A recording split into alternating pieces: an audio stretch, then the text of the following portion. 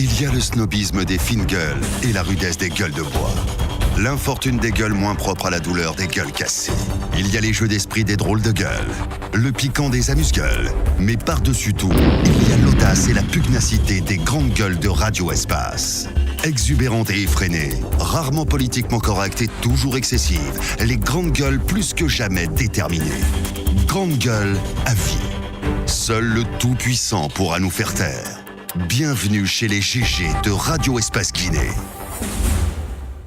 Dernière ligne droite, on va s'intéresser à l'éducation, à cette nouvelle menace de grève brandie par l'OSLEG, donc qui menace de déclencher une nouvelle grève générale illimitée si l'État donc ne faisait rien donc rapidement pour mettre en œuvre l'accord tripartite signé le 10 janvier dernier. Donc on en parle dans un instant avec M. Oumar Tounkara, qui est le secrétaire général adjoint du SLEG. Vous allez l'entendre dans cette émission. On s'intéresse aussi aux conclusions des audiences disciplinaires. Mohamed va me rectifier tout à l'heure les décisions qui vont tomber aujourd'hui. Mohamed Mara en parle vers la fin de cette émission. On a écouté ce monsieur, Mohamed. Je suis inquiet. Très inquiet. On est tous inquiets. Ouais. À deux niveaux. Je ne suis pas inquiet. Non, je vais te dire, peut-être que tu vas comprendre. Les grandes gueules.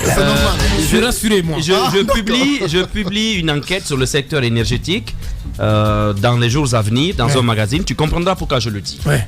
Mais c'est une centrale privée qui va revendre de l'électricité à EDG, donc à l'État guinéen, que l'État guinéen va acheter obligatoirement.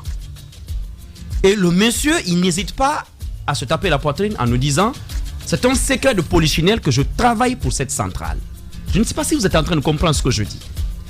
Cette centrale est presque concurrente à EDG, donc à Veolia. Non, elle n'est pas concurrente. Non, je dis elle va vendre l'électricité à... Si tu ne m'écoutes pas, tu ne peux pas comprendre. Oui, je t'écoute. Il le reconnaît. Il ne nous dit même pas qu'il a quitté cette entreprise. Il dit qu'il est membre de cette entreprise. Et c'est lui, attendez, et c'est lui qui va être nommé. Non, c'est le mélange. Non, tu peux comprendre. Si tu connais comment ce secteur-là fonctionne, tout ce qui est pompé comme millions de dollars, tu vas comprendre mon inquiétude. Beaucoup de gâchis. C'est quelqu'un qui vient d'une centrale privée qu'on nomme comme homologue au premier responsable qui gère le secteur public, à qui il revend sa marchandise. C'est ça mon problème. C'est le premier niveau de mon problème. Ouais. Le second, il y a un conflit d'intérêts. Il y a un conflit d'intérêts évident qui va s'opposer.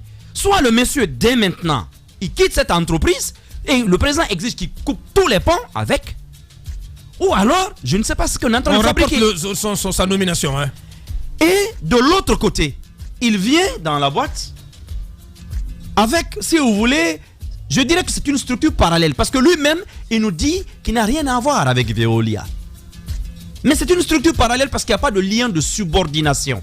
J'aurais compris qu'il a été nommé comme adjoint. C'est ce qu'on fait partout dans le monde. Lorsqu'on veut que quelqu'un s'habitue à la gestion d'une boîte avant qu'il ne prenne les commandes, on peut le nommer comme adjoint directement. Et là où on le crée un poste à l'intérieur, qu'il voit comment ça fonctionne, en attendant qu'ils prennent les rênes de l'entreprise. Mais ce n'est pas ce qu'on fait. Et à ce niveau, je suis inquiet aussi. Parce que de la manière dont, vous voyez par exemple dans le secteur de l'agriculture, vous avez 6 ministres qui gèrent le secteur de l'agriculture. C'est la ministre officielle et des ministres conseillers par-ci par-là. De la même manière, désormais, à EDG, vous avez à tout qui est désormais le patron et avec un patron bis. Ouais. Dites-moi, comment ça va fonctionner tout ça. En attendre. Merci Mohamed. Allez-y Antoine, très rapidement. À écouter ce matin M. Fanta Mamadou Traoré, comme l'a dit Mohamed, c'est inquiétant parce que sa sortie ne rassure pas du tout. On a comme l'impression qu'il a voulu qu'on nous fassions ses éloges ce matin pour dire parce que c'est un Guinéen qui prend les rênes au niveau de EDG, donc il fallait faire en sorte qu'on fasse ses éloges. Ce que nous ne faisons pas, parce qu'on ne le connaît pas du tout. L'impression que nous avons aujourd'hui, c'est que l'État, étant mécontent de la gestion de Veolia, veut faire en sorte de le lui montrer en nommant un Guinéen aux côtés de l'AG qui s'y trouve. Parce que je vous rappelle que dans le contrat qui a été signé avec Veolia, l'homologation au poste de l'AG n'existait pas. C'était au niveau de tous les postes, sauf au poste d'AG. Si l'État le fait maintenant, vers la fin du contrat avec Veolia, ça signifie qu'on n'est pas content et qu'on veut le faire savoir à Veolia. Donc, merci. J'estime que M. Mamoudou doit faire attention dans ses communications, qu'il fasse preuve d'humilité et qu'il montre plutôt de façon discrète de quoi il est capable. Il faut qu'il fasse montre d'humilité, M. Traoré. C'est important. Beaucoup d'humilité. Parce qu'on va vous suivre maintenant, on va vous avoir à l'œil. Il faut bien qu'il le sache, il n'est pas le premier Guinéen à diriger EDG. Il y a eu les autres. Alors, l'autre chose que je voudrais ajouter, peut-être qu'il n'a pas compris ma question, parce que dans le contrat que la Guinée a signé avec Veolia, il y avait la formation. Et la formation, c'était pour avoir, n'est-ce pas, la relève. Donc, ça veut dire qu'il y a des cadres DDG qui ont travaillé durant 4 ans avec Veolia, qui ont appris un peu de la gestion, donc qui étaient à l'école de Veolia. On aurait quand même aimé, disons, pour respecter un peu l'esprit du contrat, qu'on choisisse, n'est-ce pas, un cadre de là-bas pour gérer, n'est-ce pas, la société. Oui, Mohamed Ali, en 30 secondes. Peut-être théoriquement que le contrat de Veolia existe encore parce qu'on ne peut pas rompre comme cela, mais dans les faits, donc de facto, je pense que l'État guinéen, ou plutôt le président Condé, a repris la main au niveau de Veolia, parce que je ne peux pas comprendre qu'on puisse placer quelqu'un même s'il n'a pas de signature. Ça signifie d'abord qu'il y a une rupture de confiance entre le président Condé et l'administrateur général. Mais ça, c'est un secret de polichinelle. Tout le monde le sait. Donc c'est lui qui est là, qui a le même titre que l'administrateur général, bénéficie de la confiance du chef de l'État. Donc sa parole passe mieux, les projets, les propositions, son conseil passe mieux que les conseils de celui qui est là, qui est poussé à être découragé, peut-être à abandonner son poste. Bien, Madame Moussa Yoruba, nous avons en direct Monsieur Oumar Tounkara. Les grandes gueules. Bonjour Monsieur Tounkara. Bonjour Madame Moussa Yoruba. Bienvenue chez les grandes gueules. Il y a cette nouvelle menace que vous brandissez. Vous menacez de reprendre la grève. Dites-nous où à quel niveau se trouve l'application des accords qui ont été récemment signés. Est-ce que le comité qui a été mis en place fonctionne? Est-ce qu'il a fonctionné réellement? Bien, d'entrée de jeu, je dois vous dire que le comité qui devrait être mis en place jusqu'à date n'est pas encore mis sur pied. Ce comité-là n'est pas encore choisi. Et nous constatons avec assez de regret l'indifférence, pour ne pas dire le refus du gouvernement d'accéder et de diligenter le respect de ces accords. C'est pour cette raison que nous avons fait une évaluation, nous avons constaté vraiment qu'il y a une lenteur très grave dans l'application du protocole d'accord. Et c'est par rapport à cette lenteur que nous avons jugé utile d'interpeller le gouvernement. Oui, mais peut-être lenteur, oui, monsieur Tounkara, mais vous n'allez pas quand même dire qu'il n'y a pas eu de pas fait dans le cadre de l'application de l'accord. Quelques points tout de même ont déjà été respectés. Oui, quelques points ont été respectés, à savoir le dégel des salaires et des fonctionnaires et le rétablissement de certains enseignants qui ont été mutés pour faire de grève à leurs postes initiaux. Mais même à ce niveau, il reste encore à faire parce que beaucoup d'enseignants n'ont pas reçu encore leur salaire dégelé et beaucoup d'enseignants qui ont été mutés pour faire de grève ou démis de leur fonction pour faire de grève, notamment à l'enseignement supérieur, leur cas encore n'est pas réglé. Étant entendu encore que la prime de documentation que les enseignants devraient avoir à partir du mois de septembre, beaucoup n'ont pas eu cette prime.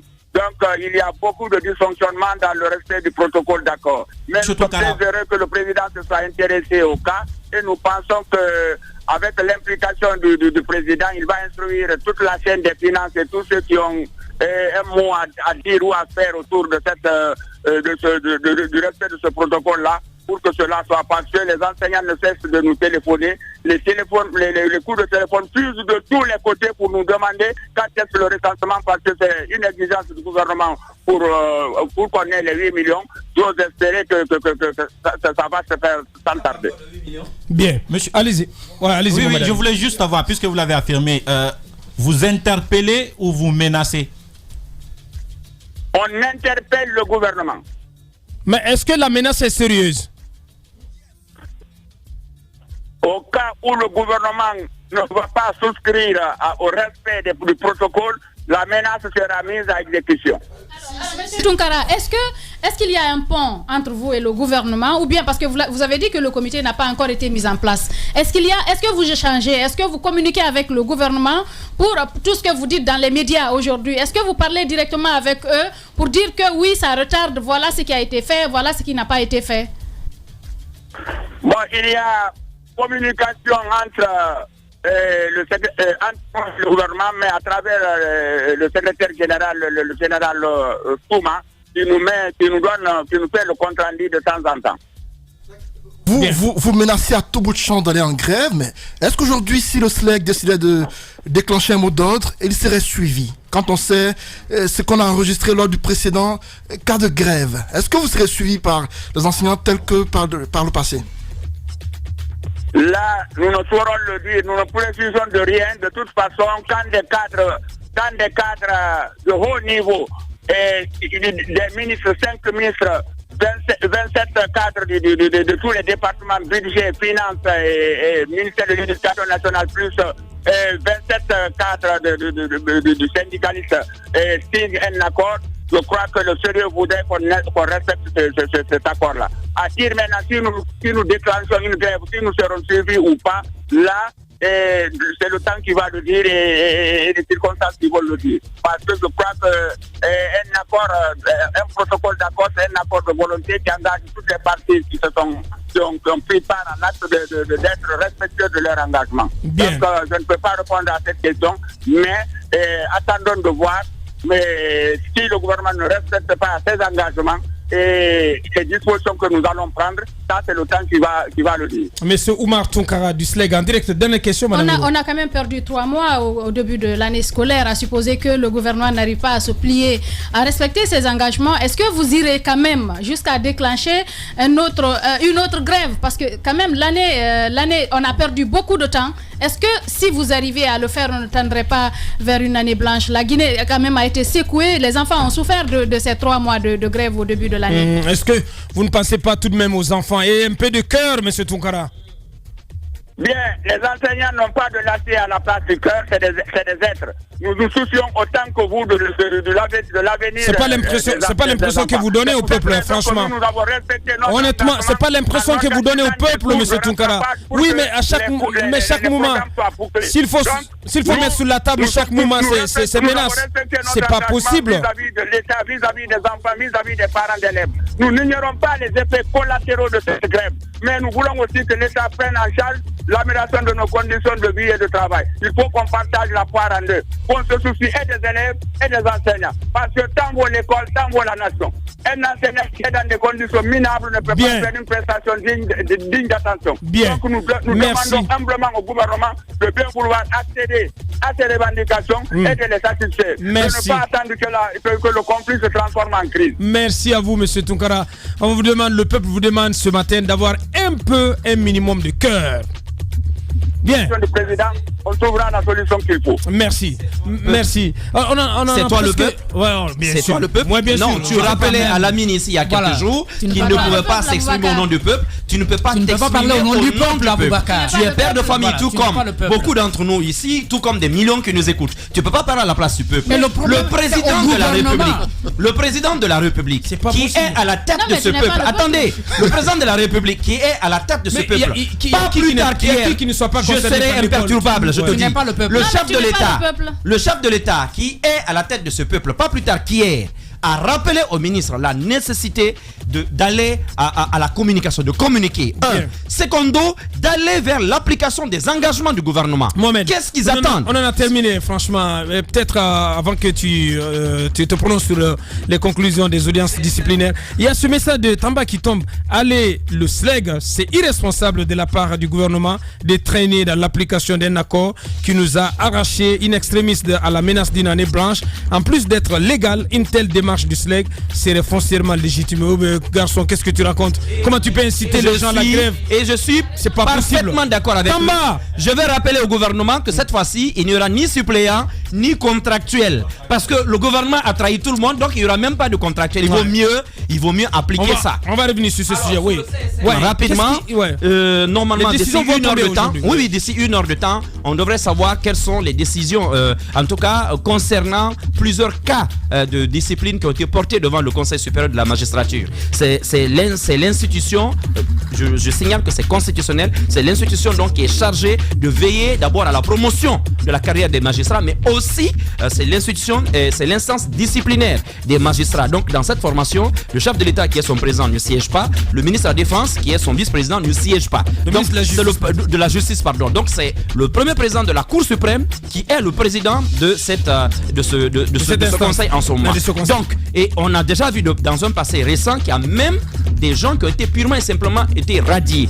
Tout simplement été radiés pour des fautes lourdes. Et cette fois-ci, il y a eu 34 plaintes. Oui, il y a eu 34 plaintes. Et ça, c'est bon pour les populations de savoir que lorsqu'il y a des fautes manifestes, je dis fautes manifestes, je ne dis pas erreur, mais fautes manifestes, ou des cas de corruption, ainsi de suite, on a le droit de porter plainte contre des magistrats. Il faut que les gens le sachent, que les magistrats sont aussi des justiciables. Donc, dans ce cas-là, ils ont eu le droit de se défendre avec leurs avocats, mais certains vont passer à la trappe, tout simplement. Bien, on va suivre ces décisions qui vont tomber donc dans la journée, des décisions qui vont viser des carrières et plutôt des magistrats indélicats de notre pays. Merci à toute l'équipe. Merci à l'équipe de réalisation, Amadou Sow, Mamoudou Kondé, à l'équipe de cadrage, Nalaï Sidibé du côté du son, donc notre ingénieur du son. Vous nous avez regardé à la télévision à Kamsar. Merci de l'attention. On remet ça lundi. Portez-vous bien. Au revoir.